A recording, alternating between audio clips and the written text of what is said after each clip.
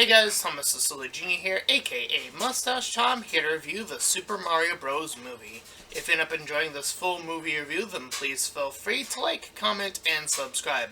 Also make sure to check out those links in the description. One will head you over to my petition to help out smaller YouTubers, second and third to my Patreon and PayPal where you can help support me and my channel directly, and fourth to my Discord server where we can collab and chill and do all that cool stuff.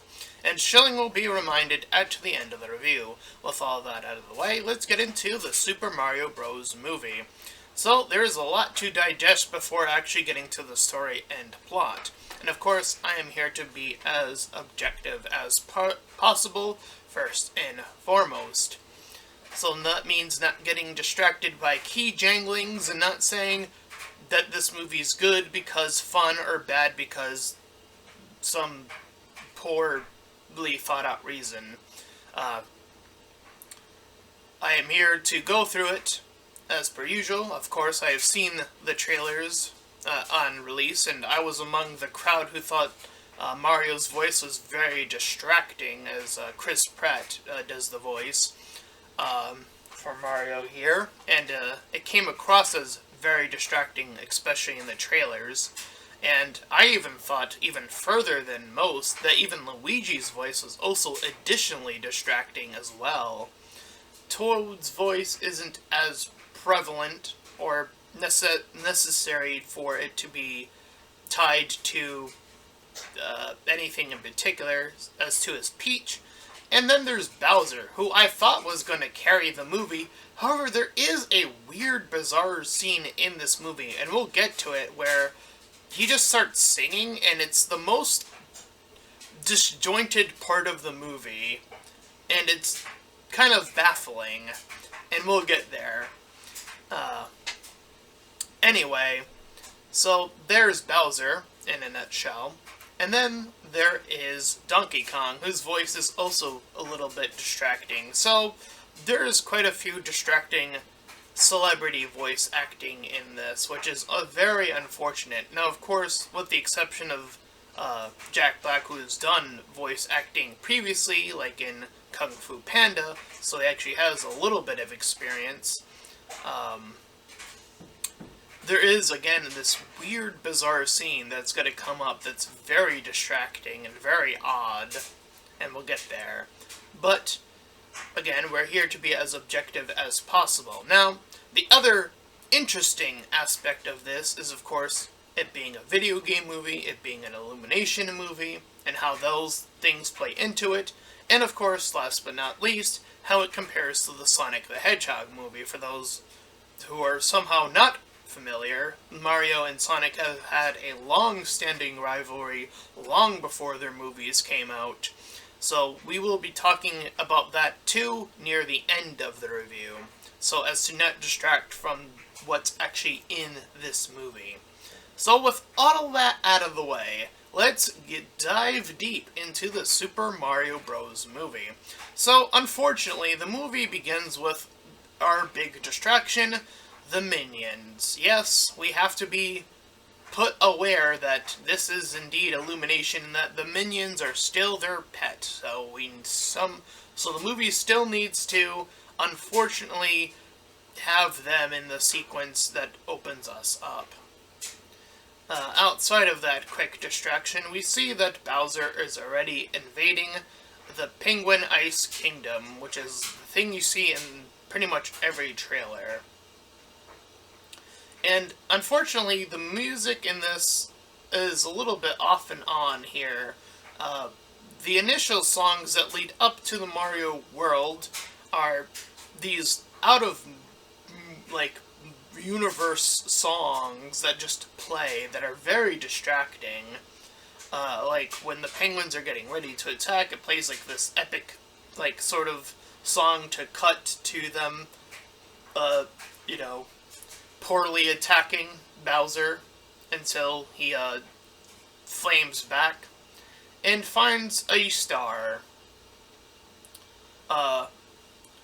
So then once we cut to him feeling like he's invincible, we then cut to Mario and Luigi, and they star in their own little commercial.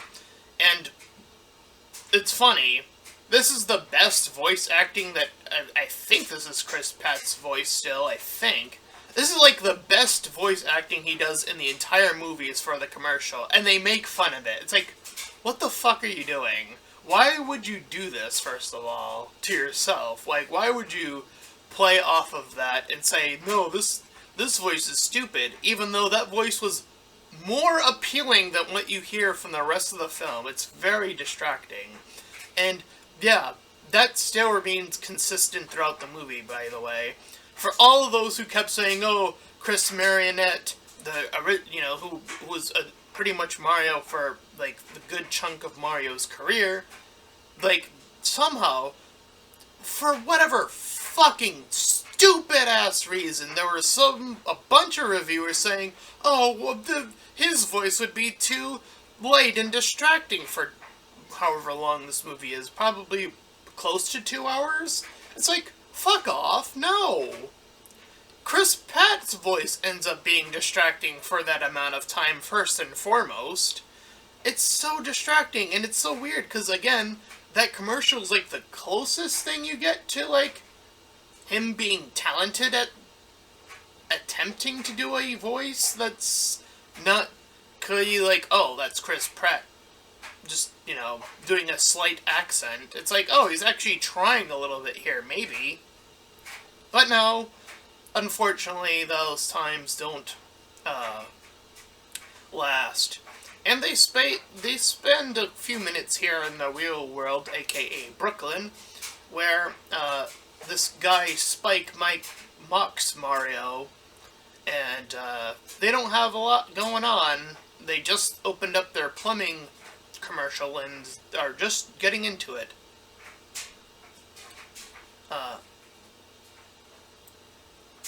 So anyways, they do get their first call, which they go to. They go to the house. And again, we have more outside music, which is very distracting once again.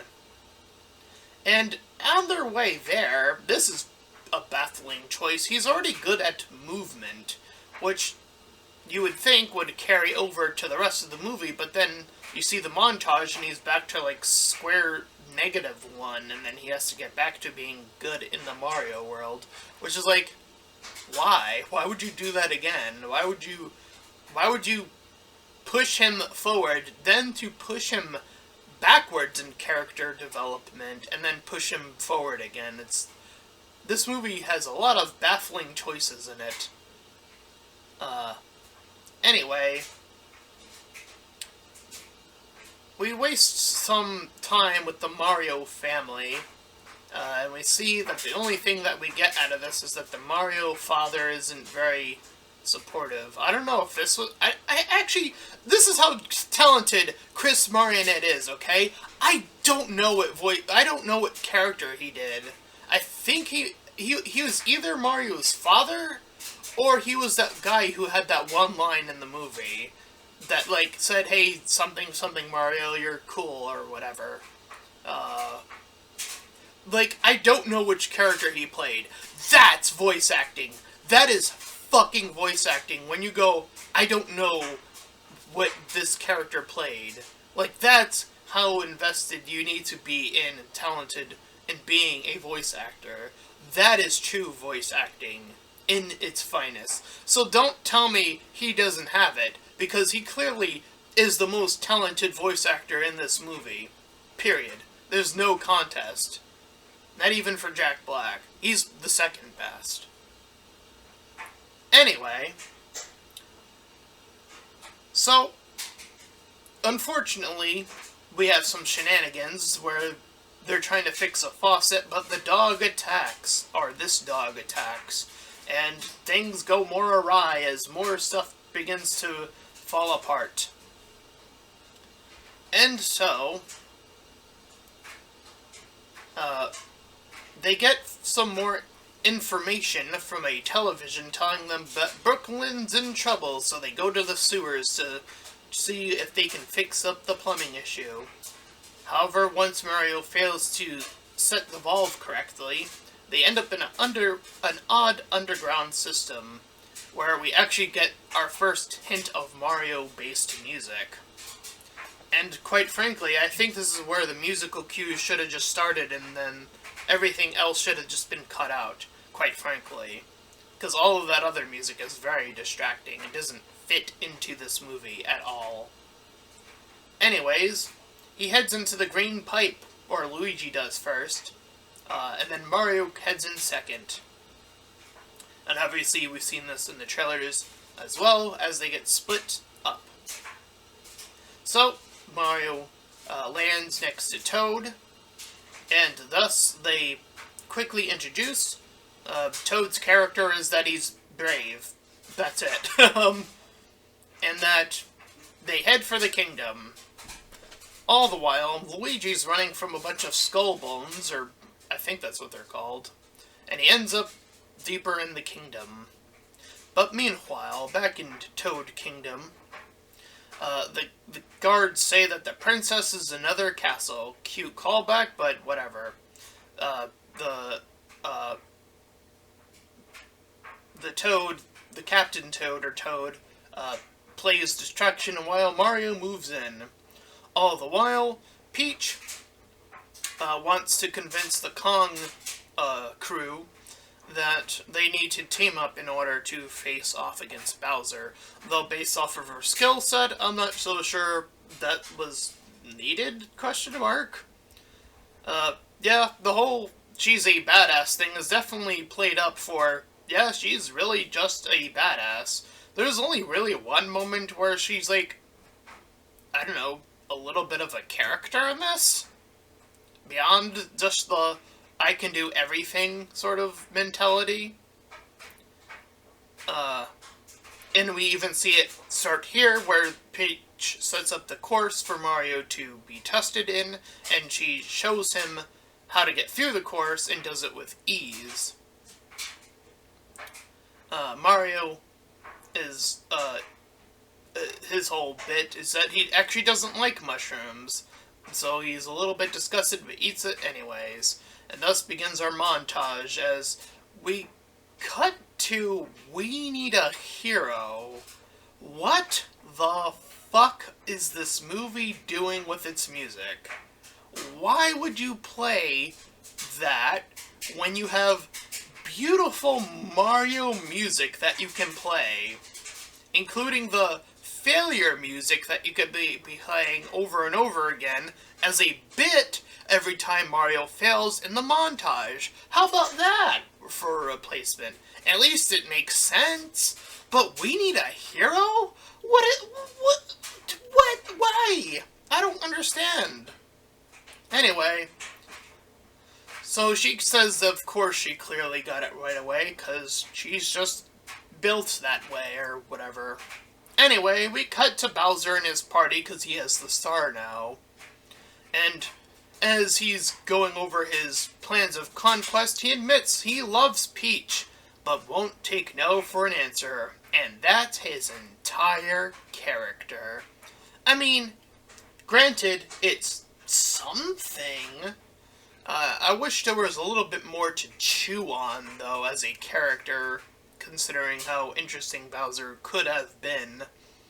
I think I would have enjoyed it if it was, in addition to that, he was already a father. Because, you know, there's the Bowser children. I think that would have added a additional layer. Like, he's also doing it for them, too. I don't know, something to give Bowser a little bit something more, because he's very thin, surprisingly, as well. No, actually, that's not true. This is Illumination. That's where I bring in Illumination back into the picture. For those of you who don't know, I've seen a lot of Illumination movies. I think I've actually seen most, if not all of them. And most, if not all of them, are pretty poorly written. Or mediocre at best. Yeah, considering that there has never really been a good written movie, that's exactly why I was actually really concerned initially when I heard that Nintendo was teaming up with Illumination. Not that it wouldn't look good, but it wouldn't be written well, which is exactly what ends up being the case here. And surprise, surprise, yeah, it's it drips all over this movie, unfortunately. Anyway, Luigi gets captured. And during his capture, he has a quick flashback to baby Luigi and baby Mario. Now, wouldn't this be a little interesting? Since we're seeing baby versions of all of our characters, Peach, Mario, and Luigi, why not get something a little bit new? Baby Bowser. Why not? Why not show baby Bowser and Princess Peach already feuding or whatever? And that's where the love would have came from, is that, like, love at first sight, right? And, you know, Princess Peach is already, like, weirded out and already attacking or whatever, to whatever degree she could at a baby age or whatever. But point being is that we would have actually seen the actual history with these two, and then you actually see Bowser now being a father already, but divorced or whatever reason he's alone now, you know, make something that's like, oh, there's like a little extra layer, like he's divorced or whatever, you know, but he has kids, and he's looking out for his kids too, in addition to defending his kingdom through attacking, because he doesn't know what else to do, because he feels threatened, and he also wants to have Peach there to be like, hey, you can look after, you know, you can help me look after kids and rule the kingdom as he already wants to. Anyways, so again, there's just more additional layers that that these writers could have added to Bowser, but we get virtually nothing. I mean, I'm gonna be quite frank, this isn't much better than Sonic, this movie, and I'll tell you why. For those of you who don't know, Jim Carrey plays Dr. Robotnik. And you know, initially I was like, yeah, that's fine. However, the more I've actually thought about that, I'm like, that was a terrible choice. I'm sorry. So, too, was it just, I mean, granted that movie actually has Sonic have a character and actually have an arc, which is at least something. I'll give it the movie that much, and it's pretty good, considering it's not a good adaptation. It's a shitty adaptation, but an okay movie, is how I would put the Sonic the Hedgehog movie. And I would also say that Jim Carrey was poorly miscast, in deeper consideration of, you know, I think they should have gotten for a more, you know, if they were just going for a generic threatening villain, I think they should have gone the Sonic, like, classic Sonic, Saturday cartoon sort of Dr. Robotnik voice, and getting someone who can have done that deep, guttural Robotnik, if they wanted to do someone who's just really just evil. Even, you know, as flat as that character is, I think that would have been at least fit the Sonic movie a bit more. Here, in comparison, I thought Bowser was going to carry the movie, but then he gets this weird scene that we're now approaching, but we're not quite there yet. So, obviously, the two are split, and Mario's worried and all that. And on their travels, Princess Peach is following. She calls Mario not important, which is, whatever. Just, ugh. And then Toad follows them. So we cut to another montage of them just traveling. It's like, okay, whatever. And then we finally get there. We cut to this bizarre, just out-of-place Bowser on a piano, floating in, like, the ether or whatever, and he's singing this song that apparently was written by Jack Black, which is...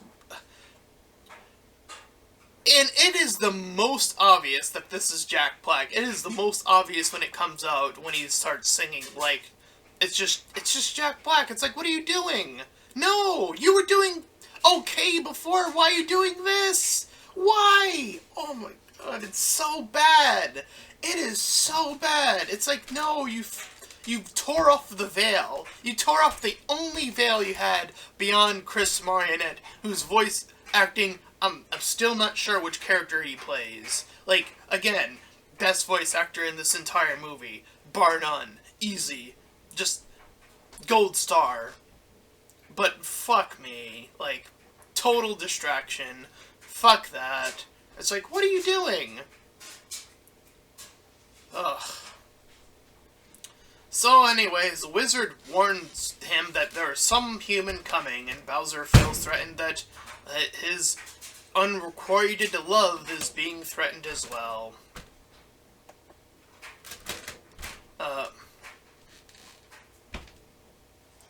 So, apparently, Princess Peach doesn't know where she came from.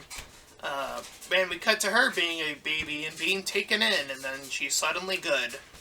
And then she hints at there being other galaxies. Like Mario Galaxy, get it?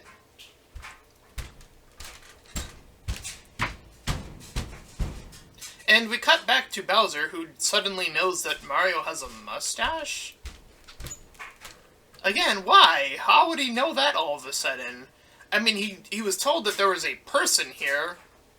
Unless I missed it. Did he say that the character had a mustache? Did the wizard say that he had a mustache? I don't honestly remember. I don't think he said anything about a mustache, if I'm being quite frank. But whatever. It's not that important, I guess.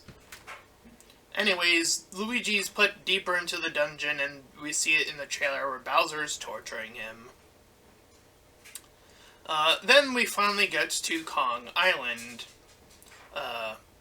where we get Donkey Kong's rap theme, which is, I guess, a cool little key jangling moment, because there's not enough of those in this movie.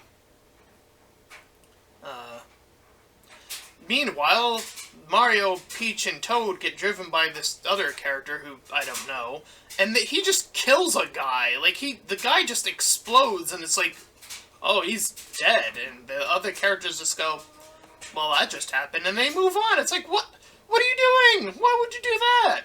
It's so mean. Jesus Christ, that guy needs to get arrested or whatever. I don't know.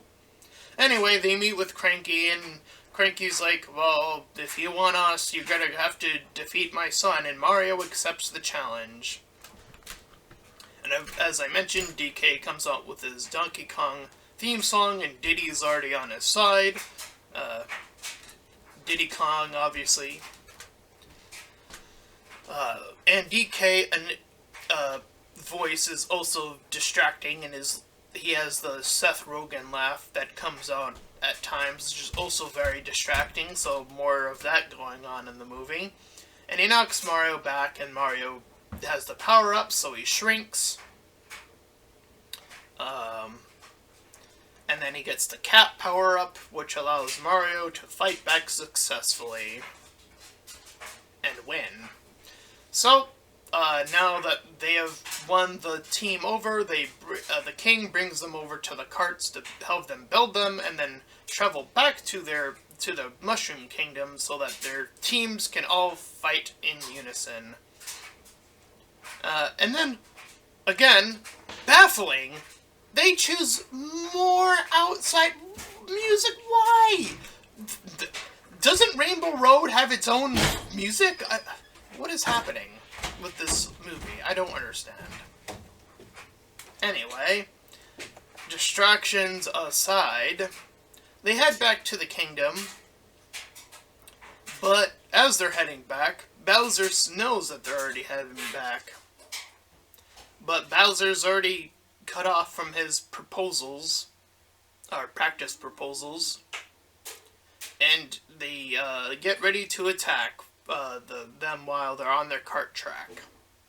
And thus they attack while they're on the cart track. Mario has a little bit of an action sequence when he ends up out of his cart and ends up eventually on DK's cart. So they're together again. And Princess Peach ends up with Toad, and they end up back in the kingdom faster. All the while, the main one chasing them he calls himself Blue Shell, which is obviously a reference to the one that automatically hits you in Mario Kart. So Blue Shell charges forward and plummets into Mario in Donkey Kong's cart, which also has Mario on it, and they both plummet. And so Peach just leaves to go back to her kingdom. All the while, Mario and DK hits the water, and Mario saves Donkey Kong. And then they get swallowed. All the while, Peach warns the Toads that they're about to be attacked. But OG Toad sticks with Princess Peach, which is, again, he's the only brave one. Then we see Bowser arrive, and he does his proposal.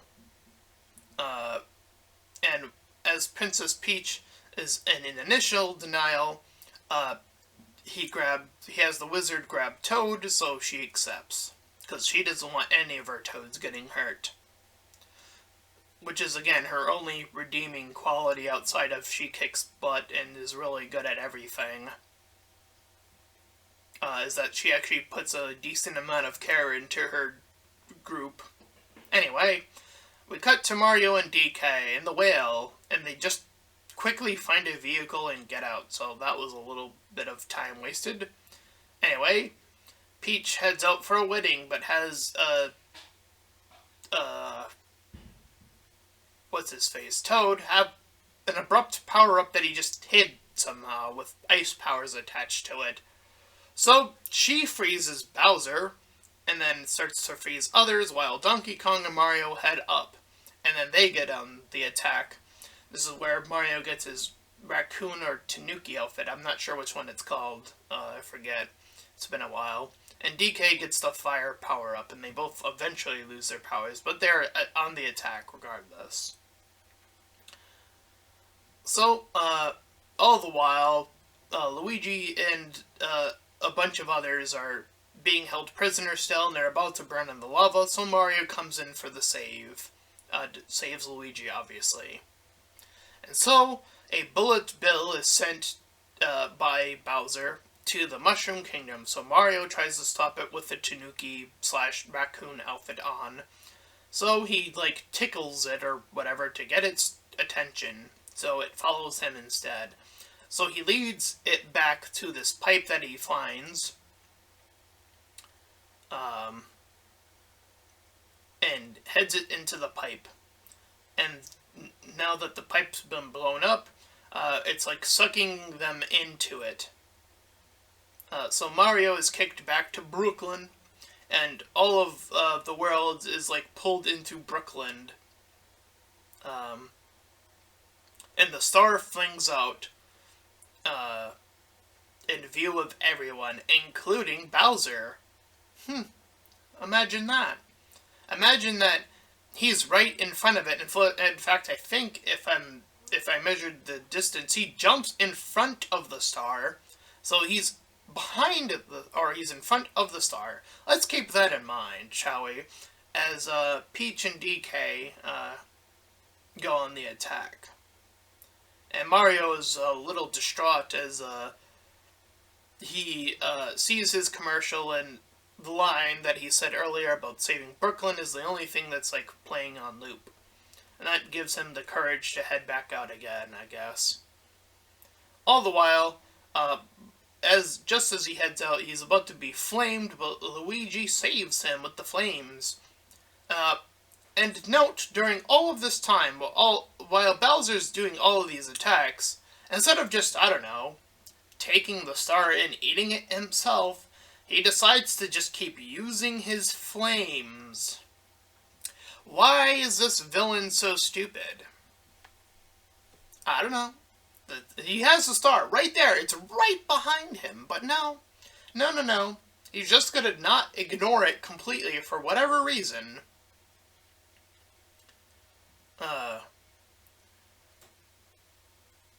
So yeah. That gives them the time to get back on the attack, and that allows the Super Mario Bros. To get the star. They both get it.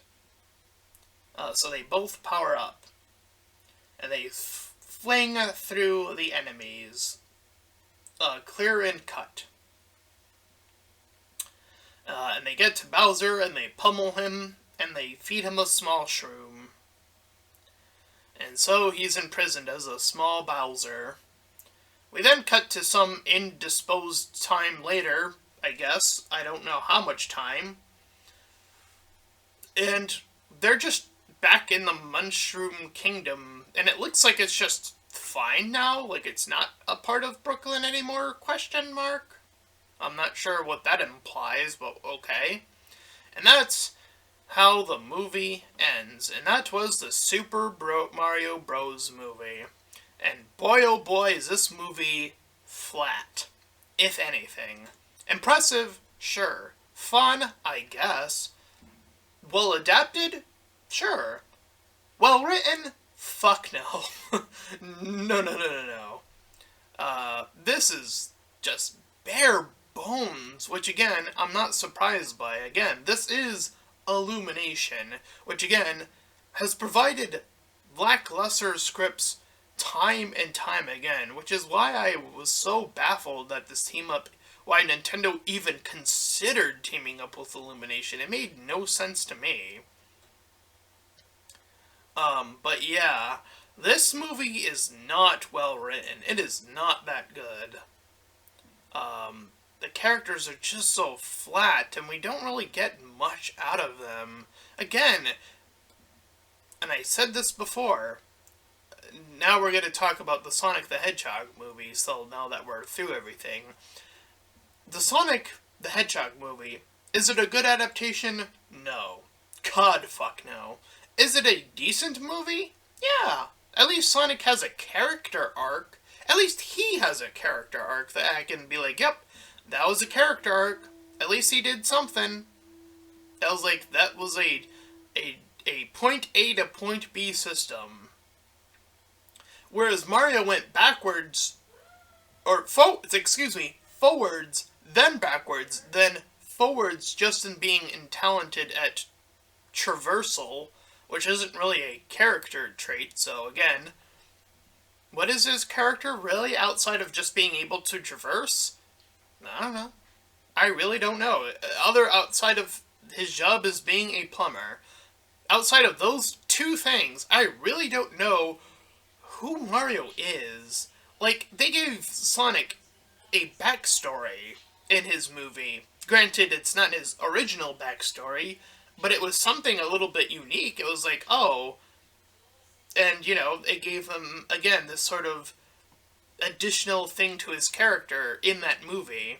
Here, it's just like, Mario's flat, and his voice is very distracting. Luigi is flat, and his voice is very distracting. Bowser, I thought was going to carry the movie, end up having a very distracting scene himself, where you clearly hear the Jack Black singing voice, which again pulls me out of the movie at the very least.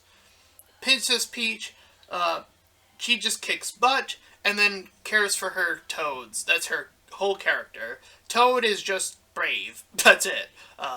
You know, these very, very flat, like, oh, they have a thing. They don't really have arcs, though. They don't really evolve. And I know that some people might say, well, just because a character doesn't have an arc, that doesn't necessarily make it bad. But I've always said, or tried to explain why I always feel like having a character arc is usually better than not having a character arc. But the thing is that when you don't have a character arc, you need a different type of talent to write that type of flat character well. And I don't think that this movie does that either, honestly. There's just not enough material here for these characters to stand out even as flat characters. So even that is no excuse for this movie not to be really that well written. As well as very distracting as far as most of the voice acting is, like the majority of the voice acting is concerned. Which is, again, very distracting when you have even Bowser having a moment of like, oh, that's just completely out of the ether from this movie. Okay, that was weird. So in terms of a score, like an objective score of a 0 out of 10, I'm gonna give this movie like a 3 out of 10, honestly. Like, this movie's not that good. And I hope I've explained thoroughly with proper good reason why this movie actually isn't that well received, or isn't that well written, and is very frustrating. Anyways, that is my full review of the Super Mario Bros. Movie. If you ended up enjoying it, then please feel free to like, comment, and subscribe.